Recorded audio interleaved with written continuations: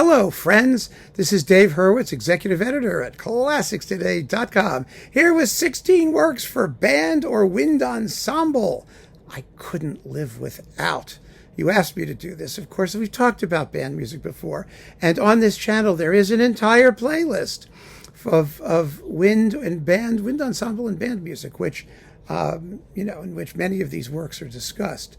But I thought I'd put them together in a list because you deserve it, and because the music's wonderful, and because bands and wind ensembles are just fabulous, and I've spent a good part of my musical life playing in them, to my extraordinary delight. And we talk about transcriptions too. I mean, for band of certain things, they're the best performance I've ever heard, or one of them, of Respighi's Pines of Rome, was with the President's own United States Marine Band, on their own label. I mean, wow, what a fantastic performance.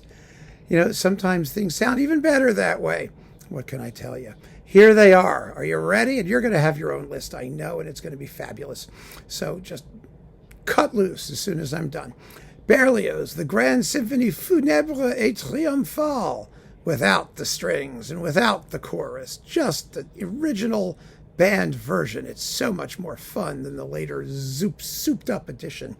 Berlioz wanted it to be more performable, of course, but it's just one of the great pieces for wind band ever written. It's a thrill from beginning to end. The opening funeral march with the tam-tam, crash, da da da da, pow, da da, to die for, really.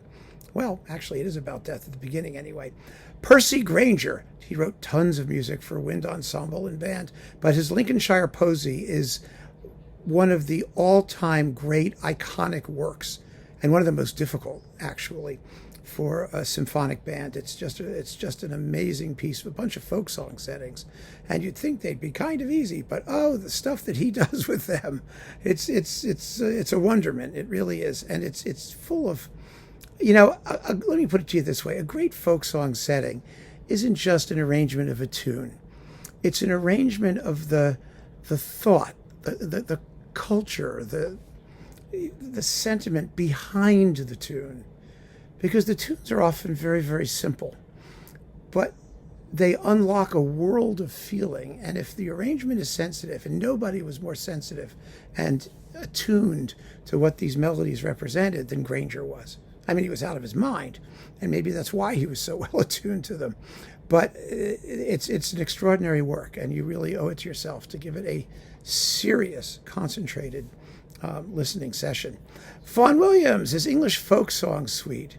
Oh, it's so delicious, especially the last movement, which sounds like the 12 Days of Christmas.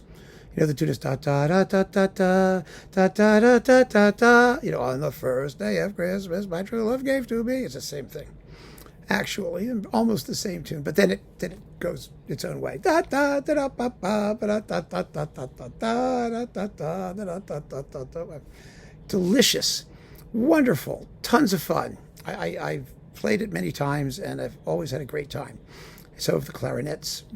Holst, Suites for Band, numbers 1 and 2. Well, we're going to do Vaughan Williams. We have to do Holst. Holst band suites are possibly, they are two of the most iconic, after the Grainger, most iconic major works for band. They're brilliant. They're based on folk tunes, some of them anyway, and incredibly well written. Holst was a trombonist. He really knew what he was doing. And they're usually recorded together, and they're so much fun to play. Oh my gosh, what fun. George Lloyd, I'm sticking with England for a while here. We'll get to the US at some point. George Lloyd, his Symphony No. 10, subtitled November Journey. It's for brass ensemble, and it's wonderful. It's absolutely wonderful. It's a beautiful, beautiful symphony that's a major addition to the repertoire for brass and wind ensembles. It really is. It's a terrific piece, and worth getting to know. Not overly long. It's about half an hour, maybe a little more or a little less, depending on the performance. But it's got wonderful tunes, and it's brilliantly scored.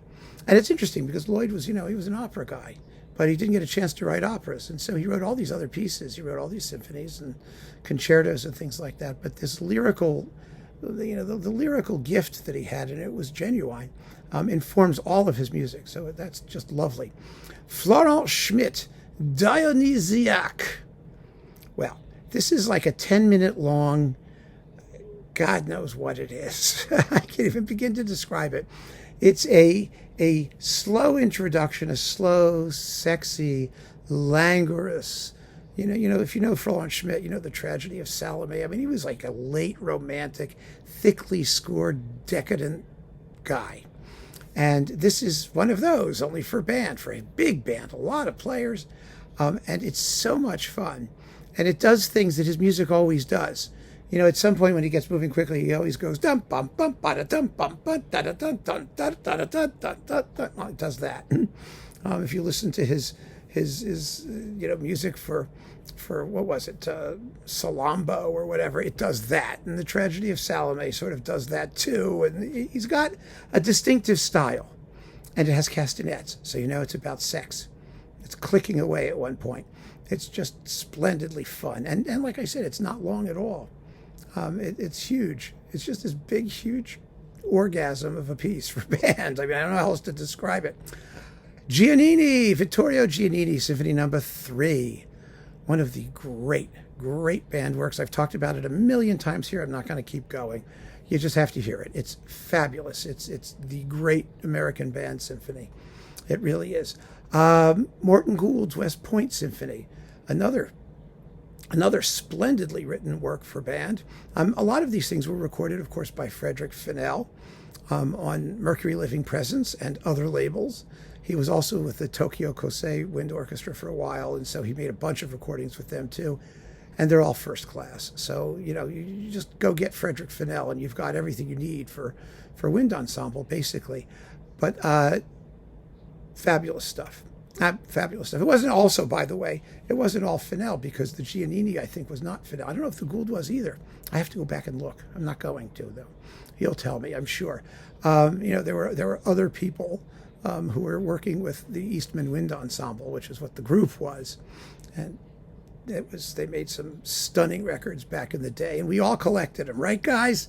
You oldsters and I, when we were getting our band stuff, Mercury Living Presence, Eastman Wind Ensemble was what we turned to, because it was what was available. There had been subsequently labels that were entirely focused on wind and band music, and now they are, because the American tradition of band playing is really the most varied and interesting in the world. I'm not kidding. I'm not saying that because I'm like American. It's because it's true. If you go to a college football game, you'll know it's true. The range and style of band music, wind music in this country is absolutely incredible.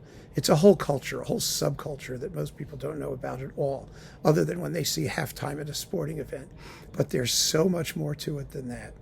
And, the Ohio State Marching Band, the world's greatest all brass band, and then there are the combination marching band and formation ensembles that just do incredible things. They all do competitions, and it's stunning, absolutely stunning.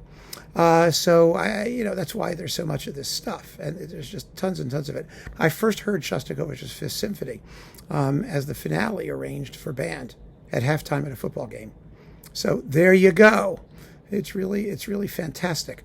Hindemith's Band Symphony is another classic for band, and he wrote that here in the U.S. and encountering American bands. I mean, these German composers are all the same, frankly. They decide that they have to write a band piece because of the dearth of wonderful music for band.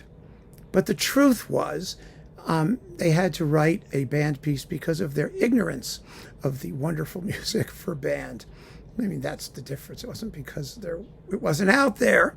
It was. Karel Husa, the Czech composer, an avant-garde composer, a modern composer, his music for Prague 1968.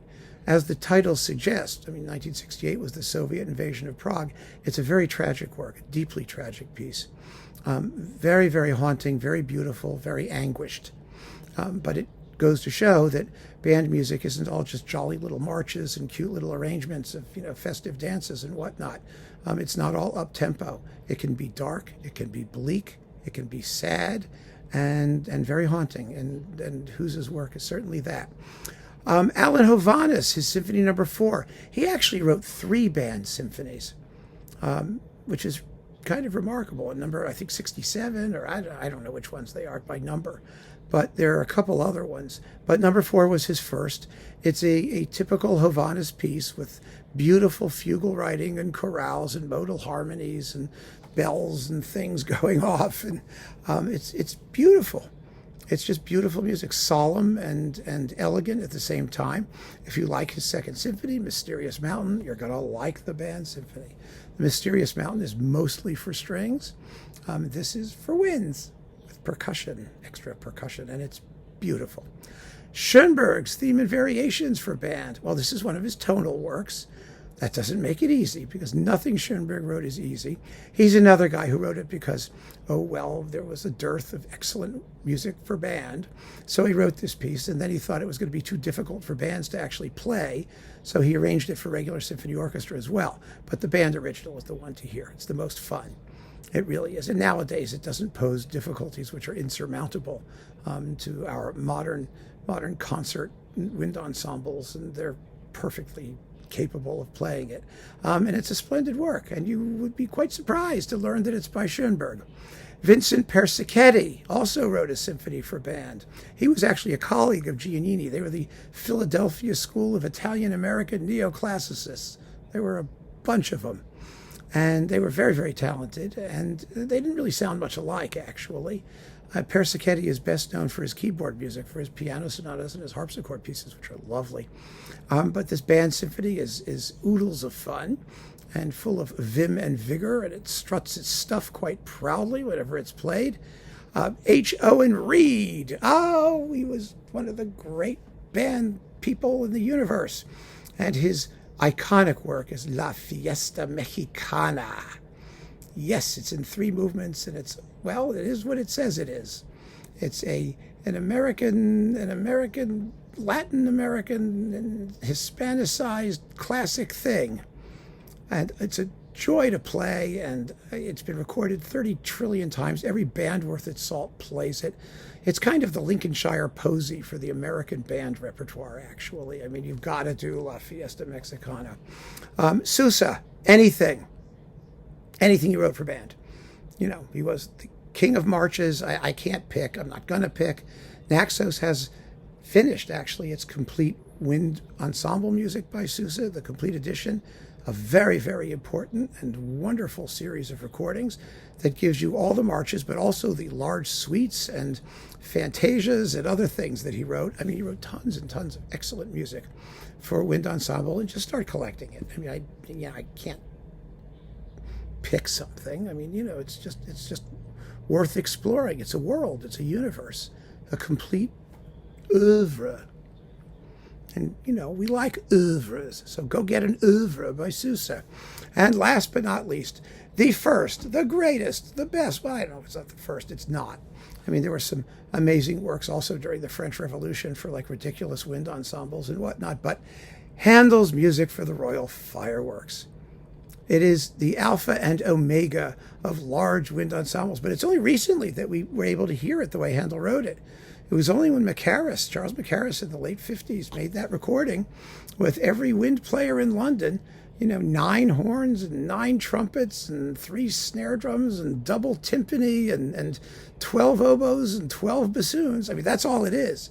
It's trumpets, horns, oboes, and bassoons, maybe contrabassoons and some other things. Later, Handel added strings. It's so much better in the wind original and on period instruments, which actually sound rather soft and mellow compared to modern instruments. Really, really fabulous. Oh my God, what a masterpiece for big, heaping gobs of woodwinds and brass. That's what it's all about. So let me have your list, and keep on listening, friends. Thanks for joining me. Take care.